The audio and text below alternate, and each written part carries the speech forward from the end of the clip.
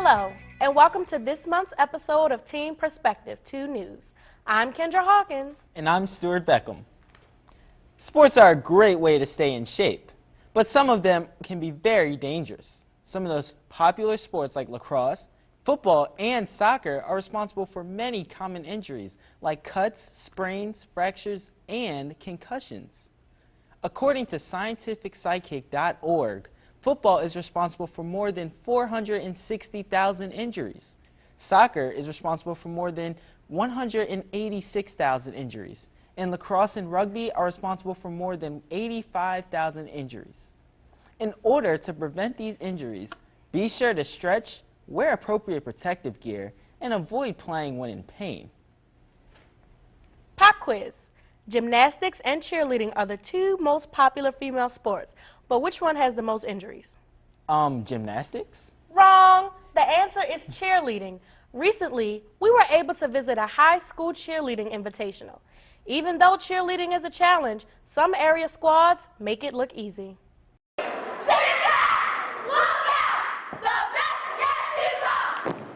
Cheerleading is a very popular and competitive sport. However, it is not as simple as it looks. From tumbling to stunting, this sport can be very dangerous. So those who participate must train extremely hard. We all prepare by a lot of practice. We practice every day, 2 hours a day, and we have a lot of communicative, productive meetings where we talk about what we need to work on, what's going wrong, what we can fix, and how we can make it better. After all the practice and preparation is the competition. Many different squads come together and compete against each other to be crowned the best, but getting there is not that easy. Well, you have the degree of difficulty, which is what the head judges score, and then that depends on exactly what the teams are doing, what skills they're working on, and then you have your panel judges who are going to score how the actual stunts are done, how the cheering is going, the dance and things like that, and then you have a safety judge, and the safety judge makes sure that everything is legal, what they're doing, and that if they fall, points are taken off, and there's a whole score sheet for that also. There are many challenges within the competition, but some cheerleaders face more challenges than others. Being a male cheerleader is very tough. I go through a lot through school and competitions, but at the end of the day, it's about your team. You know, I have to be there for my girls, of course. You know, being a male cheerleader is not an easy thing, but it's a fun thing. Throughout all of the adversity, the main reason why cheerleaders compete is because they love to have fun.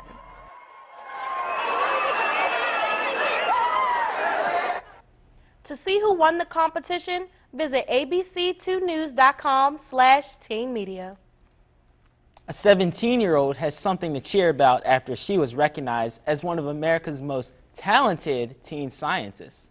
Teen Perspective's Savannah Gatton explains how this teen made her dream come true while her family was living a nightmare. A New York teen beat the odds when she was made a semifinalist in a prestigious science talent search. What's even more amazing is that she managed to reach this goal despite the fact that she was homeless. When Samantha Garvey found out that she was chosen to be one of 300 semifinalists in the Intel Science Talent Search, she couldn't wait to share the news with her family. I break in tears. I say, what? This happened?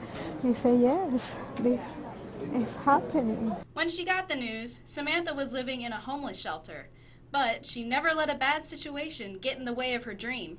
It's worrisome, you know? It's just been really worrisome because you think, where am I going to be? Like, if something doesn't come through, am I going to be in a homeless shelter?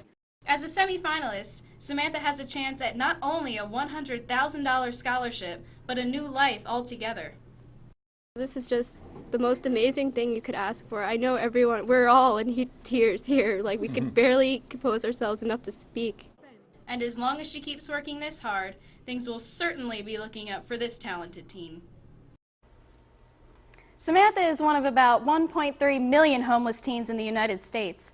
For more information on homeless youth and how you can help them, visit nationalhomeless.org. For Teen Perspective 2 News, I'm Savannah Gatton. Usually librarians encourage readers to keep quiet. However, on one recent Saturday, the volume was raised for local performer Adam Kobe Jones.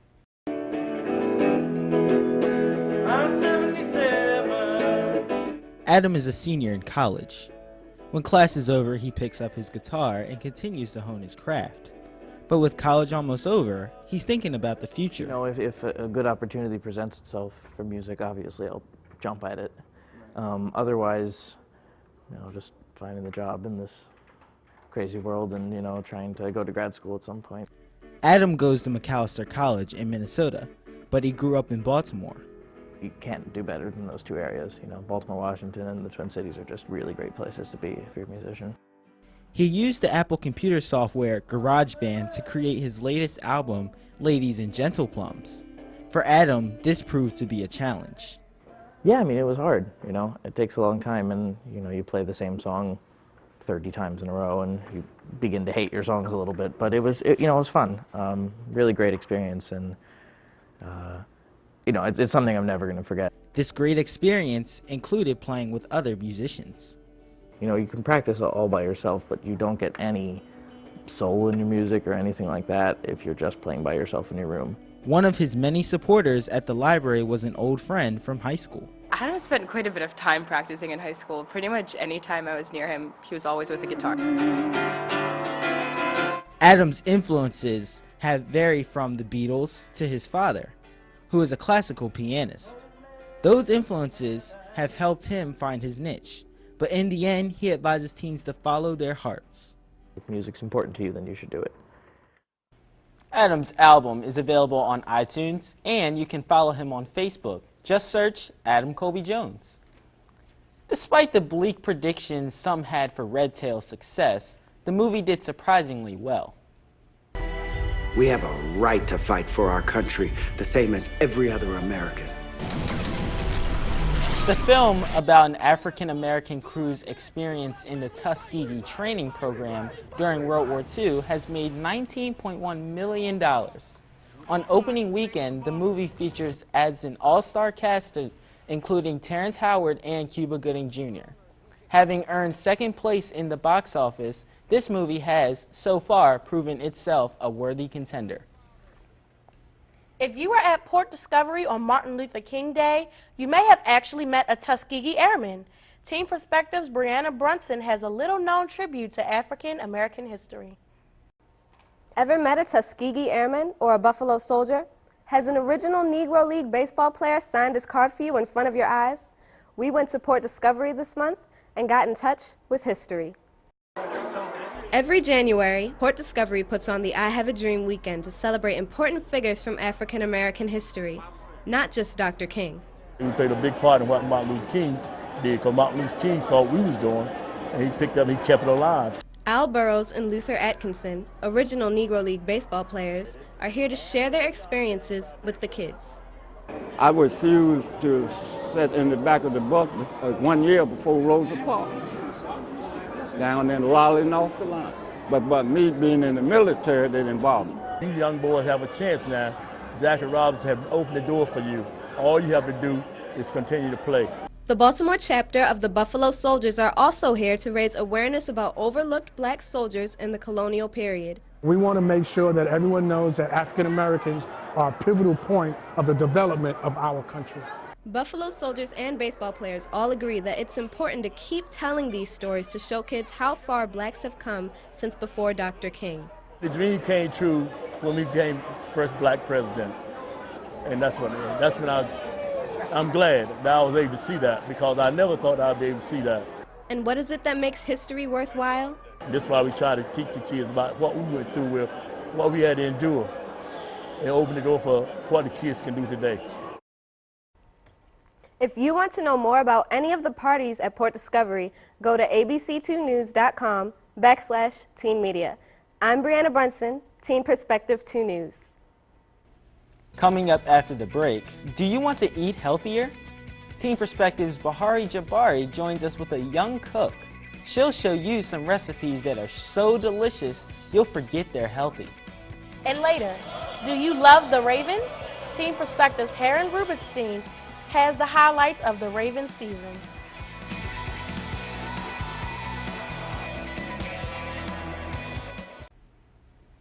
Welcome back to Teen Perspective. Hey, Stuart, did you make any New Year's resolutions? Yeah, Kendra, I'm trying to eat healthier this year, but I'm not sure if I can keep it up. It's tough. Actually, a whopping 78% of people fail at their resolutions. Some of the biggest resolutions for teens are about weight loss and nutrition. Now, more than ever, teens are turning to vegetarianism. But how many are making good choices as vegetarians? Teen Perspective's Bahare Jabare is here with a nutritionist to talk to us about what vegetarians could do to maintain a nutritional diet. Thanks, Kendra. Joining us today, Mr. Mark Rifkin is an expert nutritionist who is here to talk to us about being a vegetarian. Welcome, Mark. Thank you very much, Jabari. It's nice to be here.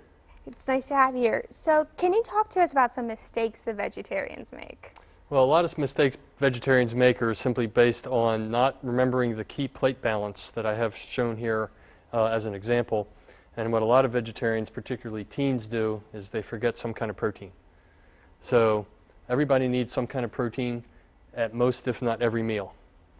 Okay, and what about fake meat? What are the benefits to fake meat? Because you pointed out the protein. Yes, so let's define fake meat first. That's vegetarian products that are designed to look like hot dogs, burgers, chicken, sausage, and some of them can be very delicious, and some of them can fit quite well into a vegetarian diet, but they should not be someone's focus on their vegetarian lifestyle. And there's a lot of vegetarians, particularly teenagers and younger adults, who are simply living on veggie burgers and dogs and fake chicken, and that's not really what was intended.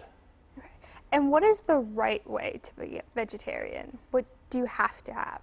Well, you have to have vegetables, and that's why our vegetables are prominently featured here on our plate. So the vegetables should occupy roughly half your plate at both lunch and dinner. Mm-hmm. And then you have to have some kind of starch, preferably a whole grain starch, such as whole wheat pasta or whole wheat bread, brown rice. Quinoa is one of the new additions on the market, but it doesn't take a lot of starch. And this is where another problem where people commonly go wrong is they're overdosing on the starch. Okay, well, thank you so much, and thank you guys for watching. If you would like to learn more, go to vrg.org. Back to you, Kendra.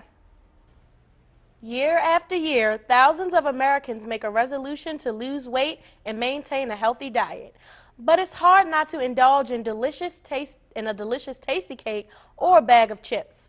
So to make it easier, we have a teen cook who is here to teach us how to make some healthy, delicious snacks that will satisfy your cravings. So now we're in the kitchen with Mia, who will be sharing some of her healthy recipes with us. Welcome, Mia. Hi, I'm Bradley Crocker. So now let's get started on our first recipe. It's cold veggie pizza. It's delicious and it's really easy to make. So you need a pre-made pizza crust. You can get the dough or you can really get a pre-made crust. So first let's put some ranch dip mix, which I use with the packet of just ranch dip mix, and 1 cup of light sour cream, and 1 cup of Greek yogurt because it has less calories and more protein, and it tastes just like sour cream. Perfect. Put all the dip on. It's like tomato sauce on a real pizza. Mm-hmm. Then put some broccoli on. And you can use different vegetables depending on whatever you like, of course. Yeah, I just like to use these. And then I'm putting red bell peppers on, but you could use any like bell peppers. Okay. Now some carrots. The carrots are supposed to make it look like you have cheese, but you don't have carrots. Sounds good. And ta-da, you're done. It's really good and really yummy. That looks delicious. Okay. So let's move on to the wrap for breakfast, you said. So if you're in a rush to get breakfast, I recommend these peanut butter wraps. And before you start making it, I'd recommend like microwaving the wrap for 10 seconds because it just makes it easier to use. So first you're going to start out with putting some peanut butter on it.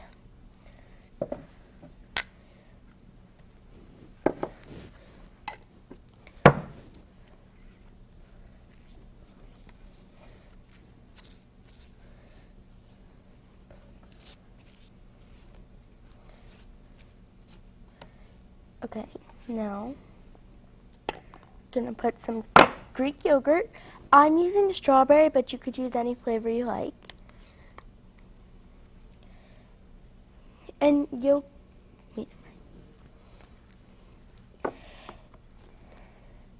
and then just put some sliced bananas on it. Okay. We are running out of time, so before we don't have any time, I just wanted to point out the cake mix. Can you talk a little bit about the cake mix as you talk? This is Bradley Crocker. It's my product. It's chocolate cake, and it cooks in the microwave in 3 minutes. And I actually have a sample here for you. So once it's done, you dump it onto the plate. Ta-da! Try it.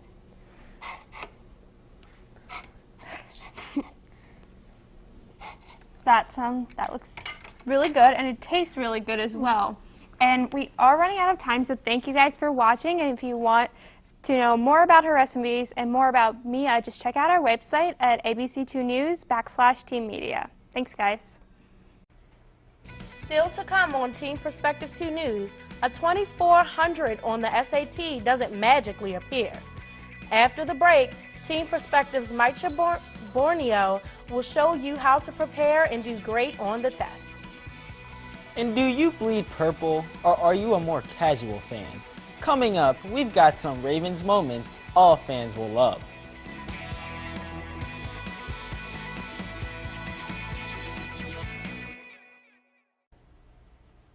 With all of the tests they make you take in school, it is important that you be well prepared. Team Perspective's Valerie Timms has the best tips for you to study so you can be sure to ace whatever comes your way. Hey guys, I'm here studying for my midterms, and I have some great study tips that'll not only help you learn, they'll also save you some time. For all of the visual learners, making flashcards is the best way to study. They can be taken on the go and pulled out whenever you have a free minute. The key to making good flashcards is only using essential information. Do not write a novel. Including a picture can also help. If you're an auditory learner, making recordings of yourself talking through your study material will help you. If you're really creative, try putting all the information into a song or a rap. You can then take those songs and put them on your iPod. For kinesthetic learners, or people who learn by doing, taking the key phrases or words and making hand signs or actions will help you learn the best. For example, snow in French is neige. Finally, if you learn by logic, try to create connections to real-world events. Don't just memorize a bunch of information. Instead, try to find the reasons behind the facts. By combining one or more of these techniques, you'll be able to study smarter, not harder. For more information, or to figure out what kind of learner you are to apply the technique that's best for you, visit abc2news.com/Teen Media. For Teen Perspective 2 News, I'm Valerie Timms. Are you having trouble preparing for the upcoming SATs? Teen Media correspondent Maicha Borneo joins us now with helpful tips from an SAT expert. Here with us today is SAT mentor Kelly Smith with some helpful tips for beating the SAT test. Welcome, Ms. Smith. Can you give students some tips to prepare for the SATs? Sure.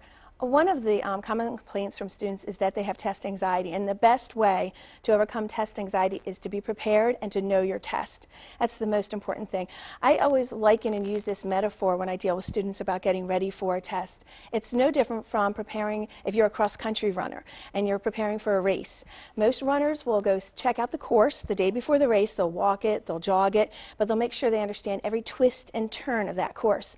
It's the same thing for an SAT test, for an ACT test, for any standardized test. You need to know the test. You need to know the sections, the questions, how to attack the questions, what are those specific strategies. Now, if we're talking about the SAT, most likely the students have taken the PSAT in their junior year and they receive their score reports back. And their score reports actually have an access code on them. That access code will link them to the College Board website into an account called My College Quick Start. Students can, for free, no cost, they can register there, and that site will create an individualized study plan for them based on their strengths and weaknesses and their performance on the PSAT. It will help them train, as our metaphor said, for the SAT that they would take sometime this year. What would you say is the biggest myth about the SAT? I think the greatest myth is that the writing section doesn't count.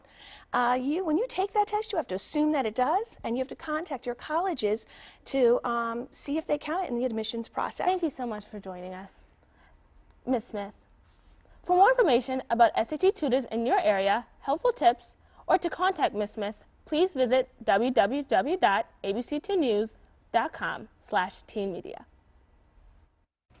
Attention high schoolers. Are you interested in going to college? Well, Chaz has a few tips on what and what not to do. Getting into college can be very tricky. From SATs to scholarships, it is a process. But when it comes to SATs, take your own.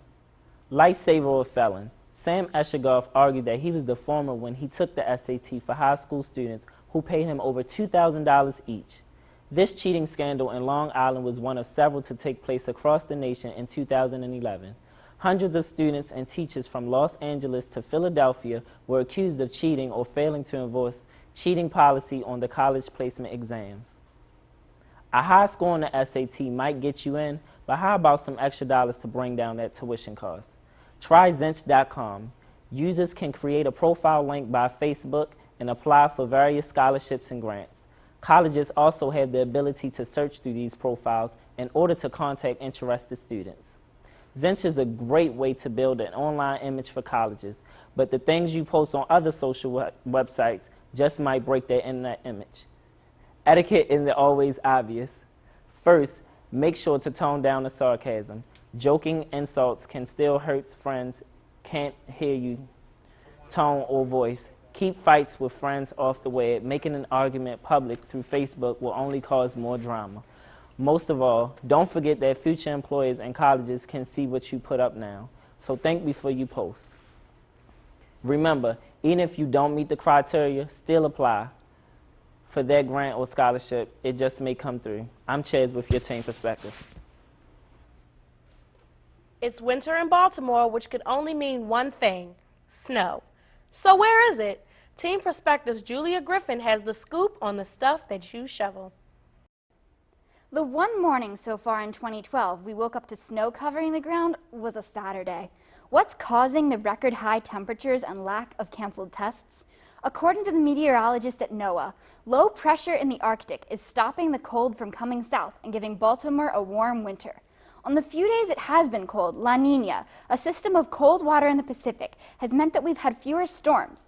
This year's storms have little chance of matching up to Snowmageddon.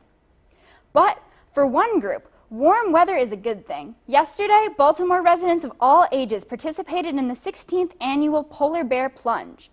Plungers entered the freezing bay at Sandy Point Park to benefit the Special Olympics. For more information on the tots, teens, and teams that braved the cold, go to plungemd.com. If the weather turns cold, a big storm can leave you stranded. One snow day is fun, but a whole week can get boring. So we have creative ideas for the days at home. Switch things up and build a snow castle or make a Jamaican snowman with yarn dreadlocks and a Rasta hat. If you'd like to make some money, you can offer to shovel your neighbor's driveways. But if the snow is just too cold for you, warm up by racing paper boats across the bathtub, making a crayon melt with a hairdryer, or trying out a new recipe. Whatever the weather, we've got you covered. For Teen Perspective 2 News, I'm Julia Griffin. When we return, did you sport a Fu Manchu this season? Baltimore really loves their Ravens. Team Perspective's Harris Rubenstein will discuss the Ravens season and show us the highlights. After a disappointing end to the season for the Ravens, there are still some positive points to reflect on. Let's take a look at some of the Ravens' greatest moments from the 2011-2012 season. To the field, the place goes absolutely wild. It is then Rice the decoy. Again, they go deep for Smith. He's got it! Sizzle. Ball so hard, University. Roethlisberger loses the football, and it's recovered by the Ravens. It's Mendenhall, and man, as he hammered the balls out. Flacco again protected well. To the end zone he goes, and it's caught for the touchdown. This is 3rd and 4. Flacco, near side Rice is wide open. 5 touchdown. Thanks, Harris. It was a memorable season. Thanks for watching Team Perspective. Don't forget to like us on Facebook and follow us on Twitter. Goodbye.